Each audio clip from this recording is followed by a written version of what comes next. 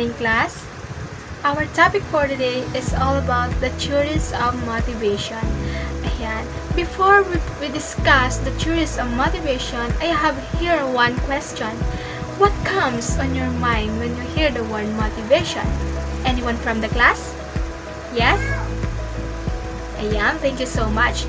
Very good. When we say motivation, it is the way where the people motivated themselves or encourage themselves to do the things because they have a goal. They want to achieve the goal that they want. For example, may isang mag-aaral na nag-aaral na mabuti dahil meron siyang goal. Ito yung makakuha ng magandang grado. Dahil doon, na mas na-motivate siya na pagbutihin pa or magsumika pa sa pag-aaral para makakuha or makakamit ng magandang grado. Ayan, naintindihan po ang ibig sabihin ng motivation? Ayan, thank you so much. Now, let's proceed to discuss the theories of motivation. So, there has two categories of theories of motivation. First is the content theories and process theories. So, isa-isahin natin muna ang content theories. First is the Maslow hierarchy of needs. So, this theory is proposed by Abraham Harold Maslow explains people are motivated to meet 5 levels of needs from basic survival to personal growth.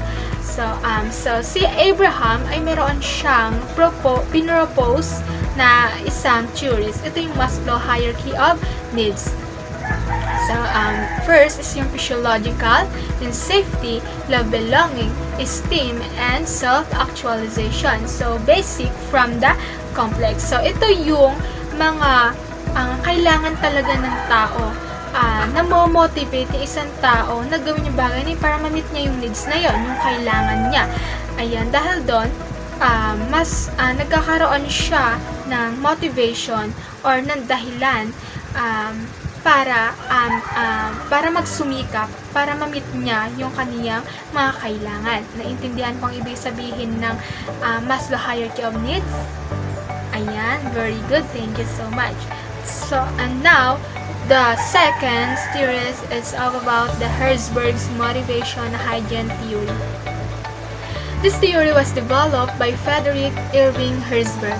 It explains that job satisfaction and job satisfaction are influenced by two different factors. First is the motivators.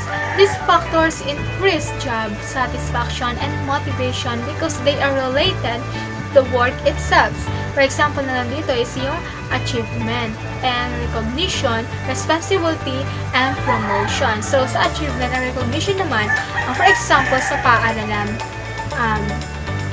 dahil nag-aaral ang isang estudyante, dahil nga sa pinagbubutihan niya yung pag-aaral niya, nagkakaroon siya ng mga achievements dahil doon nag-motivate siya na ipagpatuloy na gawin yung bagay na yon, yung pag-aaral na mabuti. And the second factors naman is the maintenance hygiene factors. So dito, these factors prevent job dissatisfaction but they do not create motivation and their own. So, for example, nandito is yung salary, yung pera na kinikita nila, yung working conditions, and the relationship with coworkers and supervisors. So, may goal din to. Kapag maganda yung relationship mo with coworkers and supervisors, mas na-motivate ka na pakisamahan sila ng maganda, na pagbutihin pa or ipagpatuloy yung pakikisalamuha sa kanila ng maganda. Ayan, yan pong ibig sabihin na two factors. First, the motivators, and second is the maintenance hygiene factors. Naintindihan po? Any questions po? Ayan, thank you so much. And the third theory is the McClelland's needs theory. McClelland's needs theory was proposed by a psychologist, David McClelland, who believed the specific needs of individuals are acquired over a period of time and gets molded with an experience of the life. So dito, dumadaan muna sa experience, sabi niya dito, para kay David McClelland, dumadaan muna ang tao sa through experience niya bago siya mas ma-motivate para ma-meet niya din yung basic needs niya. For example, sa achievement. And example ko kanina, yung mga natatanggap sa school dahil doon, sa pagbubutihan niya, mas na-motivate siya na pagbutihin pa yung kaniyang pag-aaral. And next is yung affiliation. Pag sinabi natin affiliation, dito pumapasok yung relationship, yung friendship, and the family, and even your peers. And ayan, dahil doon, nagiging motivators din natin sila. And especially sa behavior, hindi lang sa isang bagay nakapokus yon na gusto nating makamit, kundi nakapokus din yung motivations na yun sa behavior ng isang individual. And the third is the power. Ito yung pumapasok yung pagiging leader mo, na ma-motivate ka na pagbutihin yung pagiging leader mo kasi may goal ka. Gusto mong maging maganda yung performance ng kagrupo mo at maging maganda yung samahan ng grupo dahil nga na-motivate ka na mas galingan pa yung pagiging isang leaders. Ayan, naintindihan ko? Ayan, thank you so much. Next is si Alderfer's Earth Theory. Alderfer's Earth Theory was developed by Clayton Alderfer. It explains that people are motivated by three needs. First is the existence, and the second is the relatedness, and the third is the growth. So, growth.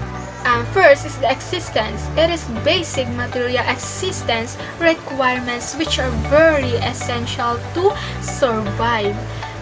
Example nito ay yung food, yung water, and yung shelter.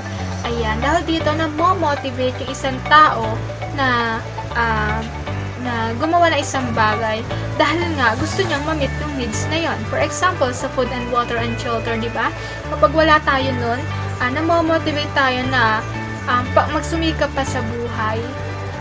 For example, sa trabaho, pagbutihin pa natin yung trabaho natin para ma-meet natin yung needs natin. Ayan. And the second is the relatedness. Dito, papasok yung passion.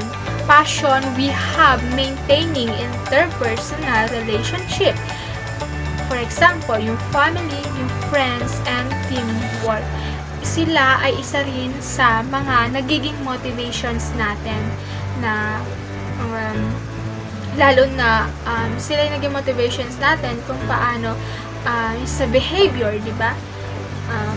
Kapag kung sino yung nakakasalamuhan natin or for example sa family, nagiging nakaka-motivate sila.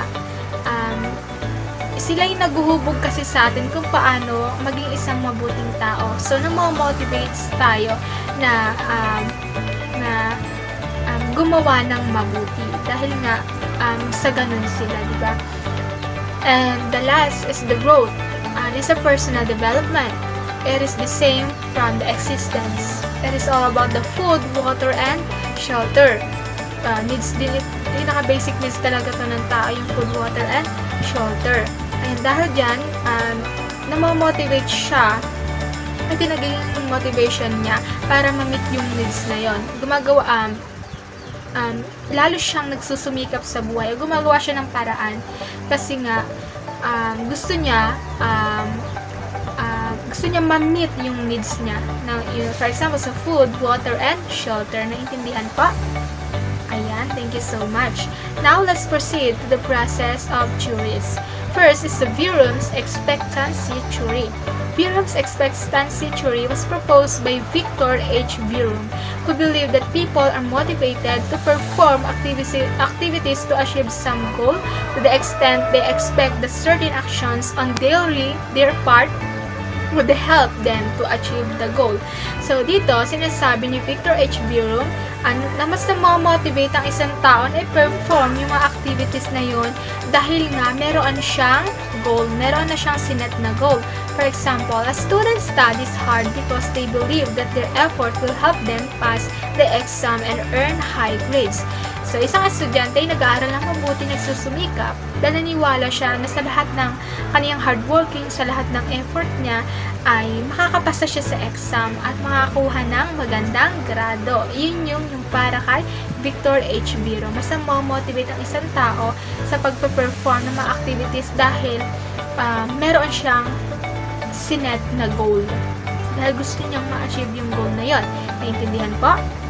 Ayan, thank you so much. Next is the Adams Equity Theory. The Adams Equity Theory, known as John Stacey Adams, posits that people maintain a fair relationship between the performance and rewards in comparison to others. So dito, tumutukoy yung fair, yung fairly, yung mayroong pantay na pagtingin or pantay na relationship between the performance and rewards in comparison to others. For example na lang, ang dalawang estudyante ay magkagrupo, dalawa sila nag-e-effort, same lang sila ng na marunong silang magbigay or meron silang potential, meron silang full potential para sa kanilang kagrupo. Ayan, dahil doon, subalit, isa lang yung naka-receive ng recognition or ng award sa teacher, pareho naman sila nag-e-effort. Diba nakakalis iyon ng motivation dahil mararamdaman ng isa na napaka-unfair, na pareho naman silang nag-e-effort doon. Subalit isa lang yung nabigyan. Dahil doon, nagkakaroon ng less motivated ang isang tao. Hindi iyon maganda para or hindi iyon yung magandang way para yung isang tao ay mas pagbutihin pa. Hindi iyon nakakapag-motivate sa isang tao, lalo na kapag unfair relationship talaga between the performance. Naintindihan po? Any question? Ayan, thank you so much. Now, let's proceed to the 3 goal setting theory. It states that people are motivated when they have clear, specific, and challenging goals along with regular feedback on their progress. Ayan. Kapag ang isang tao ay nagkakaroon ng magandang goal sa buhay, kapag meron siyang sinet na goal sa kanyang sarili kung bakit ginagawa niya yung bagay na yun, mas na-motivate siya na ipagpatuloy yung kaniyang ginagawa dahil nga naniniwala siya na ma-achieve niya or ma-aabot niya yung kaniyang goal sa bagay na yun. For example, isang estudyante ay gusto niyang makagraduate ng with honors and lagi siya umaattend sa klase, lagi siya nagsasubmit ng assignments on time, and nag-aaral talaga siya ng mabuti. Dahil nga, ginagawa niya yun o na-motivate siya na mag-aaral ng mabuti dahil meron siyang goal. Gusto niyang ma-achieve yung goal na yun. Naintindihan po? Any question po? Ayan, thank you so much. Very good. Now, last is the reinforcement theory. Reinforcement theory state that people are motivated by rewards and consequences. So, dito, ang tao daw ay mas na-motivate kapag nakakatanggap siya ng mga award. Ayan. For example, yung isang estudyante ay laging nagsasubmit on time ng mga assignment, tapos nag-aaral lang mabuti, lagi siya nagre-review, matataas yung mga nakukuha niyang score. Dahil doon, binigyan siya ng award ng kaniyang teacher, nakatanggap siya ng award at napasali siya sa with honors. Dahil doon, mas na-motivate yung isang tao na ipagpatuloy yung kaniyang ginagawa, yung pag-aaral ng mabuti dahil naroon dahil sa pamamagitan ng mga award na yun, nakakatulong talaga yun sa isang estudyante, lalo na pag nakakakitaan sila na nag-aaral sila ng mabuti, tapos bibigyan sila ng teacher niya ng award, di ba nakaka-motivate yun sa kanila para ipagpatuloy nila yung kanilang pag-aaral ng mabuti. Ayan, naintindihan po? Any question po sa ating mga diniscuss? Ayan, thank you so much. Very good. Alam ko naman na naintindihan niyo yun. Now, dito na nagtatapos ang ating discussion. Goodbye, class. Ayan. Thank you so much.